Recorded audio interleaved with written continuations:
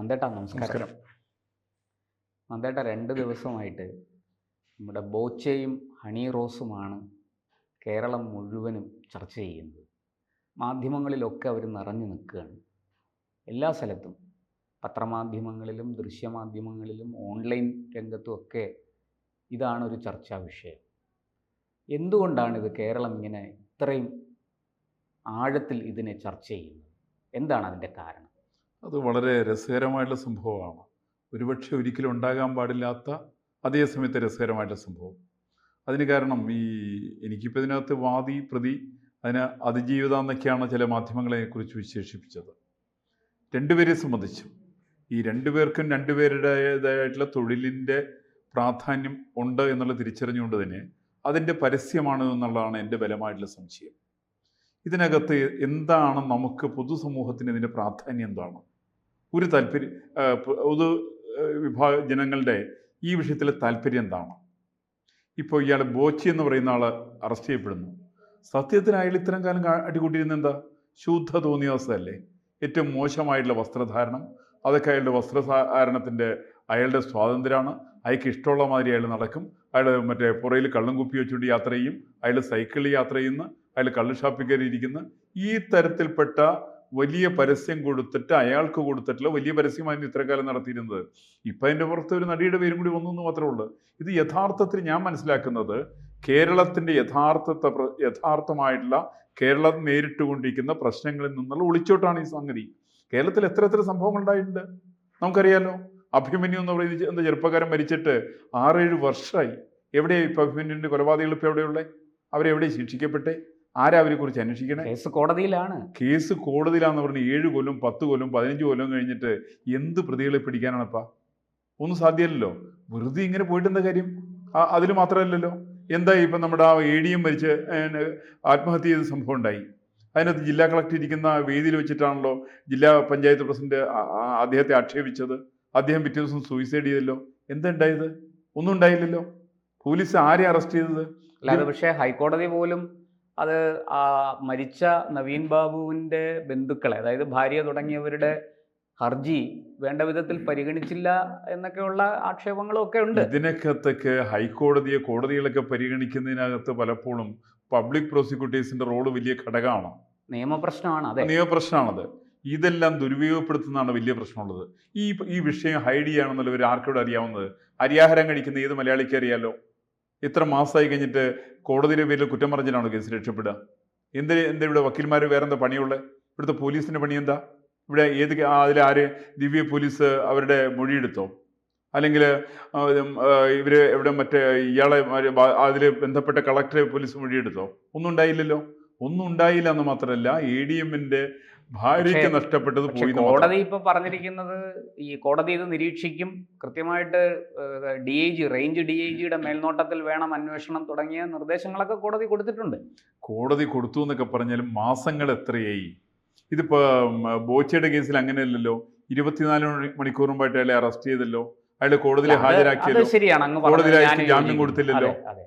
അല്ല, പരാതി ഉണ്ടായി 24 മണിക്കൂറിനകത്ത് അദ്ദേഹത്തെ അറസ്റ്റ് ചെയ്തു. പെട്ടെന്ന് തന്നെ പിന്തുടർന്ന് പോലീസ് റിസോർട്ട് വളഞ്ഞ് ഇത് ആർക്കൊക്കെയോ വേണ്ടിയിട്ട് എന്തൊക്കെ ചെയ്യുന്നു എന്നുള്ള ബോധ്യമാണ്. ഇപ്പൊ നമുക്കറിയാലോ നിരവധി കേസുകൾ. അല്ല, അപ്പൊ അങ്ങ് പറയുന്നത് ബോച്ചയുടെ അറസ്റ്റ് വളരെ കൃത്യമായിട്ട് വേറെ എന്തോ ഒന്ന് മറയ്ക്കാൻ ഇത് എന്തൊക്കെയോ മറയ്ക്കാനുള്ള ബോധപൂർവമായിട്ടുള്ള പരിശ്രമമാണ്.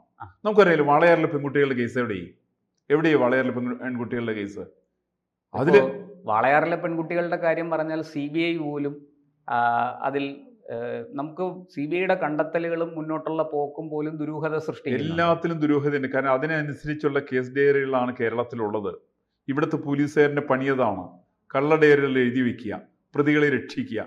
നമ്മളിപ്പോൾ കേരളത്തിൽ എത്ര സംഭവങ്ങളാണ് കണ്ടത്? നമ്മൾ ഇത്തരത്തിൽ ജോസ് മോഷന് കൈവിട്ട് തുടങ്ങിയിട്ടുള്ള സംഭവങ്ങൾ, മധുവിന്റെ കൊലപാതക അടക്കമുള്ള സംഭവങ്ങൾ, അട്ടപ്പാടിയിലെ സംഭവം, ഇതെന്നൊക്കെ പറഞ്ഞ് പ്രതികളെ രക്ഷിക്കാനുള്ള ബോധപൂർവമായിട്ട് മധുവിന്റെ കേസിൽ വളരെ ദാരുണമായ വിവരങ്ങളൊക്കെയാണ് പുറത്തു വരുന്നത്. ആ കേസ് നടത്താൻ സർക്കാരിന്റെ പണമില്ല. സർക്കാരിന് ഇവിടെ ഊരിയുറ്റാൻ വേണ്ടിയിട്ട് പണമുണ്ട്. മുഖ്യമന്ത്രിക്ക് അസുഖം പറഞ്ഞിട്ട് ഇടയ്ക്കിടയ്ക്ക് US പോകാനുള്ള പണമുണ്ട്. പെരിയ കൊലക്കേസ് CBI അന്വേഷിക്കാതിരിക്കാൻ 1,14 ലക്ഷം രൂപ ചെലവാക്കിയ സർക്കാരാണ്. പക്ഷെ പെരിയയിലെ കേസിന് ശിക്ഷിക്കപ്പെടാനുള്ള കാരണം, അത് കൃത്യമായിട്ട് അന്വേഷണം നടക്കാനുള്ള കാരണം, അത് രാഷ്ട്രീയ പാർട്ടിയുടെ കൊലപാതകത്തിന്റെ പേരിലാണ്. രാഷ്ട്രീയ കൊലപാതകങ്ങൾ ബന്ധപ്പെട്ട പ്രധാനപ്പെട്ട രാഷ്ട്രീയ പാർട്ടിയുടെ അംഗങ്ങളാണ് പ്രതികളെന്നുള്ളതിൻ്റെ പേരിലാണ് ശിക്ഷിക്കപ്പെടുന്നതും അതിന് വാദിയും പ്രതിയും രണ്ടുപേരും രാഷ്ട്രീയക്കാരതിൻ്റെ പേരിലാണ്. അല്ലാത്ത കേസുകൾ പലതും ശിക്ഷിക്കപ്പെടുന്നില്ലല്ലോ. അല്ലാത്ത കേസിൽ പ്രതികൾ വളരെ വളരെ ഏറ്റവും ഊരിപ്പോരുന്ന നമ്മൾ കാണാൻ പറ്റുന്നുണ്ട്. പറയുന്നത് ഈ രാഷ്ട്രീയപരമായിട്ടാണെങ്കിൽ മാത്രമേ കേരളത്തിൽ കേസുകൾ ശരിയായി അന്വേഷിക്കുകയും ശിക്ഷിക്കപ്പെടുകയും ചെയ്യുന്നുള്ളത് മാത്രമാണ്. ഒരു സംശയം എനിക്ക് ഈ കാര്യത്തിലില്ല. കേരളത്തിൽ ഭരണകക്ഷി പ്രതിപക്ഷം ഈ രണ്ട് പ്രസ്ഥാനത്തിൻ്റെതല്ലാതെ കൊണ്ടുള്ള എല്ലാ കേസുകളും മൂടപ്പെടുന്നു എന്നുള്ളതാണ് സംശയം. നമുക്കറിയാം ഇപ്പോൾ വയനാട്ടിൽ എന്താ ഉണ്ടാവുമെന്ന് പറയട്ടെ. വയനാട്ടിൽ ആരെ കേസിൽ പ്രതിയാരാ? വയനാട്ടിലെ പ്രതികൾ ഒരു പ്രതിപക്ഷം, അതിന്റെ MLA ആണത്. അത് ശിക്ഷിക്കപ്പെടണമെന്ന് യാതൊരു നിർബന്ധമില്ല. കാരണം രണ്ടുപേരെ വിഭാഗത്തിൽപ്പെട്ടവരാണ്, ശിക്ഷിക്കപ്പെടാൻ സാധ്യതയില്ല. അത് പോലീസ് ഇതുവരെയായിട്ട് ആരും മൊഴിയെടുത്തായിട്ട് എനിക്ക് അറിഞ്ഞുകൂടാ, ആരെയും അറസ്റ്റ് ചെയ്തായിട്ട് അറിയാൻ പാടില്ല. നമ്മൾ ഇതിന് മാത്രമല്ലല്ലോ നീ. ഇപ്പൊ നമ്മളിപ്പോ എറണാകുളത്ത് തന്നെ നോക്കൂ. എറണാകുളത്ത് ഉമാ തോമസിന് സംഭവം ഉണ്ടായി. അവരവിടുന്ന് ഇതിന്റെ മുകളിൽ നിന്ന് വീണ് 18 അടി 20 അടി താഴേക്ക് വീണു. ആ താഴെ വീണ കേസ് പോലും നമുക്ക് പോലീസിന് കൃത്യമായിട്ട് ചാർട്ട് ചെയ്യാൻ സാധിക്കുന്നില്ല. അല്ല, അങ്ങ് പറഞ്ഞു ഈ രാഷ്ട്രീയപരമായിട്ടാണെങ്കിൽ കേസുകൾ ശരിയായ വിധത്തിൽ അന്വേഷിക്കപ്പെടുന്നുണ്ട്, അതിൻ്റെ രാഷ്ട്രീയത്തെക്കുറിച്ച് അങ്ങ് പറഞ്ഞു. പക്ഷെ നമ്മൾ ഈ ബോച്ചയുടെ കേസിൽ എന്താണ് രാഷ്ട്രീയം? അദ്ദേഹത്തെ ഇങ്ങനെ എത്ര പെട്ടെന്ന് ഇങ്ങനെ ഒരു പരാതി ഉണ്ടായി, ശരിയാണ്, സമ്മതിച്ചു. അത് പോലീസിന് എല്ലാ വശങ്ങളും പരിശോധിച്ച്, ഇവിടെ മറ്റു പല കേസുകളിലും പോലീസ് പ്രതിയെ കൺമുന്നിൽ മൂക്കിന്റെ തുമ്പിൽ കിട്ടിയിട്ട് പോലും പിടികൂടുന്നില്ല. പക്ഷേ ഈ കേസിൽ വളരെ എന്താ പറയണ്ട, മിനിറ്റുകൾക്കുള്ളിൽ പോലീസ് ആക്ട് ചെയ്തു.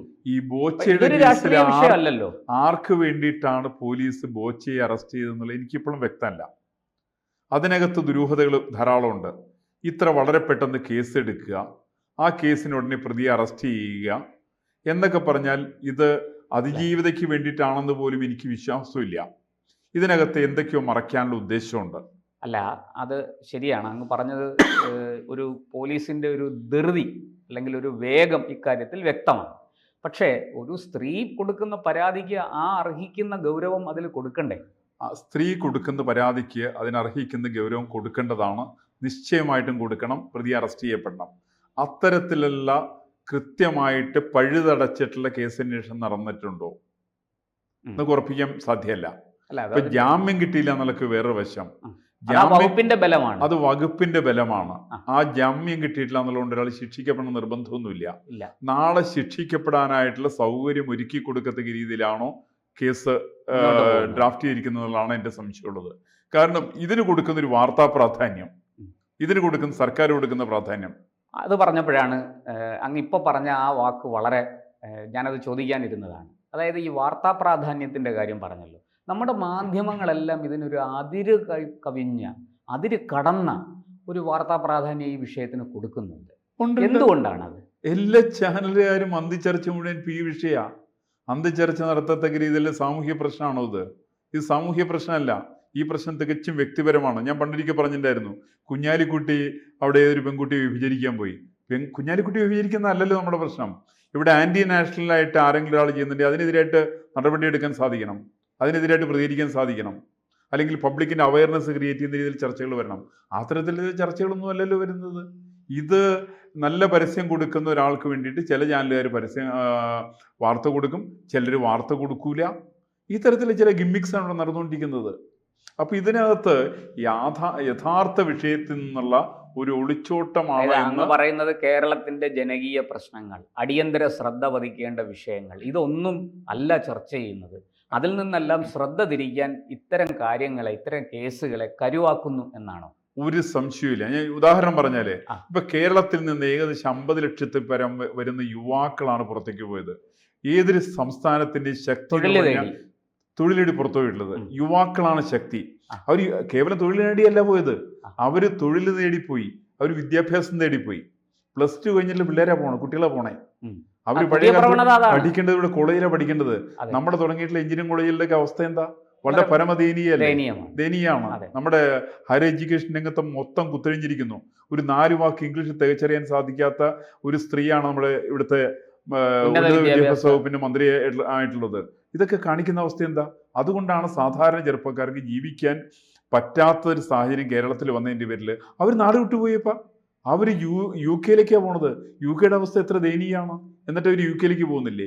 അവർ കാനഡയിലേക്ക് പോകുന്നു. കാനഡ ഇന്ത്യക്കെതിരാന്ന് അവർക്കും തിരിച്ചറിയാം. എന്നിട്ട് പോലും ഒരു സ്വന്തം ജീവൻ പോലും കളഞ്ഞുകൊണ്ട് അവർ അങ്ങോട്ട് പോവുകയാണ്. അവർ ആസ്ട്രേലിയയിലേക്ക് പോകുന്നു. ആസ്ട്രേലിയക്കാരൻ ഇന്ത്യക്കാരെ അടക്കം കടന്നാക്രമിക്കുന്നു. അതൊക്കെ സഹിച്ചുകൊണ്ട് അവിടെ നിൽക്കുകയല്ലേ? എന്താ ന്യൂസിലൻഡിന്റെ അവസ്ഥ? അത്ര വലിയ സമ്പന്ന രാജ്യമൊന്നുമല്ല ന്യൂസിലൻഡ്. എന്നിട്ടും ഇന്ത്യക്കാരവിടേക്ക് പോകുന്നില്ലേ? മലയാളികൾ വ്യാപകമായിട്ട് അവിടേക്ക് പോവുകയല്ലേ? ഇതിന് കാരണം എന്താണെന്ന് വെച്ചിട്ടുണ്ടെങ്കിൽ കേരളം ഒരിക്കലും സുരക്ഷിത സ്ഥലമല്ല എന്നുള്ള ഒരു ധാരണ യുവാക്കളിൽ പരത്തുന്നതിൽ ഈ മാധ്യമങ്ങൾക്കും വലിയ പങ്കുണ്ട്. ഇവരെല്ലാവരും കൂടി കൂട്ടായിട്ട് ഈ ചെറുപ്പക്കാർ നാട് കടത്തുകയാണ്. നാളെ എനിക്ക് തോന്നുന്ന ദയനീയാവസ്ഥ, കേരളം ഒരു വൃദ്ധ സംസ്ഥാനമായിട്ട് മാറും. വൃദ്ധന്മാരുടെ സംസ്ഥാനമായിട്ട് കേരളം മാറും. ഇവിടുത്തെ ചെറുപ്പക്കാർ കംപ്ലീറ്റ് പുറത്തേക്ക് പോകും. നമുക്ക് തിരിച്ചു വരാം. ബോച്ചയുടെ കാര്യത്തിൽ ഈ കേസിൽ ഈ പറയുന്ന ഒരു സ്ത്രീയെ അധിക്ഷേപിക്കുന്ന തരത്തിൽ ഒരു ദ്വയാർത്ഥം പറഞ്ഞു എന്നുള്ളതാണ് കേസ്. നമുക്ക് ലളിതമായിട്ട് പറഞ്ഞാൽ അതാണ്. പക്ഷെ അങ്ങിപ്പോൾ പറഞ്ഞതുപോലെ അതിൻ്റെ പുറകിൽ വേറൊരു രസതന്ത്രം, ഒരു രാഷ്ട്രീയ രസതന്ത്രം പ്രവർത്തിക്കുന്നുണ്ടെന്ന് നമുക്ക് ഉറപ്പിച്ച് പറയാൻ പറ്റും. അല്ല, അതിന് തന്നെ എനിക്ക് ഏറ്റവും തോന്നുന്നില്ല, എന്ത് വാക്കാണ് ബോച്ചെ പറഞ്ഞെന്നുള്ളത് ചർച്ച ചെയ്യപ്പെടണം. അത് കുന്തിയെക്കുറിച്ച് ആക്ഷേപിച്ചു എന്നാണ്. ഈ കുന്തിക്ക് കുന്തിയെ തുല്യമായിട്ട് സംസാരിച്ചു എന്നാണ് മഹാഭാരതത്തില്. അങ്ങനെ ആക്ഷേപിച്ചു. കുന്തിയല്ലേ ആക്ഷേപിച്ചത്? ആരാ കുന്തി ദേവി എന്ന് പറഞ്ഞാരാ? ഒരുപക്ഷെ ഇതിഹാസങ്ങൾ വായിച്ചാൽ തുല്യതയുടെ ഏറ്റവും വലിയ ദൃഷ്ടാന്തമാണ് കുന്തി ദേവി. കാരണം സ്വന്തം ഭർത്താവ് മരിച്ചിട്ട് പോലും മക്കളെ ഉപേക്ഷിച്ചിട്ട് ഭർത്താവിൻ്റെ ചിതയിലേക്ക് ചാടുകയല്ല ചെയ്തത്. മറിച്ച് മക്കളെ നെഞ്ചോട് ചേർത്ത് പിടിച്ചുകൊണ്ട് 5 മക്കളെയും ചേർത്ത് പിടിച്ചുകൊണ്ടുള്ള ആളാണ് കുന്തി ദേവി. ആ കുന്തി ദേവി വെച്ചിട്ടാണ് ഈ തരത്തിൽ തോന്നിവാസം കാണിക്കുന്ന ആളെ കുറിച്ചിട്ട് എന്താ പറയുക, ചാട്ടയും മുണ്ടും ധരിക്കുന്ന ആണോ അല്ല പെണ്ണും അല്ലാത്ത വർഗത്തിൽപ്പെടുന്ന ബോച്ചെപ്പോലുള്ള ആളുകളുടെ വായിൽ നിന്ന് വരുന്നത് കുന്തി ദേവിയെ കുറിച്ചിട്ടാണ് വരിക. അതിനെതിരായിട്ടല്ലോ നടപടി എടുക്കുന്നത്. ഈ ഒരു സ്ത്രീയെക്കുറിച്ച് പറഞ്ഞു എന്നിട്ടാണ്. എൻ്റെ വിഷയം യഥാർത്ഥമായിട്ട് ഇതിനകത്ത് കൃത്യമായിട്ട് അജണ്ടയുണ്ട്. കുന്തി ദേവിയെ ആക്ഷേപിച്ചതിന് ഇയാൾ പരസ്യമായിട്ട് ഇയാൾ മാപ്പ് പറയണം. ഇയാൾക്കെതിരായിട്ട് നടപടിയെടുക്കണം. ഇയാളെ കുന്തി ദേവി ആരാന്ന് ഇയാൾ പഠിക്കണം. അപ്പോൾ ഇയാൾ അറിയാൻ പോകണം. ഞാൻ കുന്തി ദേവിയെ കുറിച്ചല്ല പറഞ്ഞ്, കുന്തി ദേവിയുടെ പഴയകാലത്ത് അഭിനയിച്ചിട്ടുള്ള സ്ത്രീയെക്കുറിച്ചാണ് പറയാൻ പോകണമെന്നാണ് ഇയാൾ പറയാൻ പോകുന്നത്. ഇതൊന്നും പറഞ്ഞാൽ പോരാ. അങ്ങനെയാണെങ്കിൽ ഹണി റോസ് വ്യക്തമാക്കണം, എന്താ പറഞ്ഞെന്നുള്ളത് വ്യക്തമാക്കണം. നമുക്ക് അതിനെക്കുറിച്ച് ചർച്ച നടത്താം. അങ്ങ് പറഞ്ഞത് ഈ പറഞ്ഞ ഈ കുന്തി ദേവി എന്നുള്ള പ്രയോഗം അതൊക്കെ അവിടെ നിൽക്കട്ടെ. ഇപ്പോൾ നമുക്ക് മനസ്സിലായ കാര്യം, വാസ്തവത്തിൽ കേരളം ചർച്ച ചെയ്യേണ്ട നിരവധി വിഷയങ്ങളുണ്ട്. അത് ചർച്ച ചെയ്യാതെ ഇത്തരത്തിലുള്ള നിസ്സാര കാര്യങ്ങളുടെ പുറകെ പോയി, അത് ഒരു സ്ത്രീയെ അധിക്ഷേപിക്കുക നിസ്സാര കാര്യമല്ല എങ്കിൽ കൂടി അമിത പ്രാധാന്യം അതിന് നൽകി മാധ്യമങ്ങൾ ഉൾപ്പെടെ വിഷയത്തിൻ്റെ, കേരളത്തിൻ്റെ ജനകീയ പ്രശ്നങ്ങളിൽ നിന്ന് ശ്രദ്ധ തിരിച്ചു വിടുകയാണ് എന്നാണ് ഇപ്പോൾ അങ്ങ് പറഞ്ഞു വരുന്നത്. എൻ്റെ വിഷയം അത് തന്നെയാണ്. കേരളത്തിൻ്റെ യഥാർത്ഥമായിട്ട് കേരളത്തിൻ്റെ സാമ്പത്തിക, സാമൂഹ്യ, സാംസ്കാരിക മേഖലയിലുള്ള പിന്നാക്കാവസ്ഥയെക്കുറിച്ച് ചർച്ച നടത്തണം. അല്ലെങ്കിൽ യുവാക്കൾ പുറത്തേക്ക് പോകും. അതിന് ഇവിടുത്തെ മാധ്യമങ്ങൾക്കൊരു വിഷയമല്ല, അത് ഇവിടുത്തെ സർക്കാരുകൾക്ക് വിഷയമല്ല, ഇവിടുത്തെ പ്രതിപക്ഷത്തിന് വിഷയമല്ല. പക്ഷേ ഇവിടുത്തെ സാധാരണ ജനങ്ങൾക്കത് വിഷയമാണ്. ഞാൻ ഈ വിഷയം സംസാരിക്കുന്നത് സാധാരണ ജനങ്ങൾക്ക് വേണ്ടിയിട്ടാണ്. തീർച്ചയായിട്ടും നമുക്ക് ഇത്തരത്തിലുള്ള സംവാദങ്ങളും ചർച്ചകളും വരട്ടെ. ഇതുപോലെയുള്ള വിഷയങ്ങളിൽ കൂടുതൽ ആഴത്തിൽ പരിശോധനകൾ നടക്കട്ടെ. കേരളത്തിൻ്റെ യഥാർത്ഥ പ്രശ്നങ്ങൾ ചർച്ചയ്ക്കായിട്ട് മുമ്പിലേക്ക് വരട്ടെ. നന്ദി, നമസ്കാരം.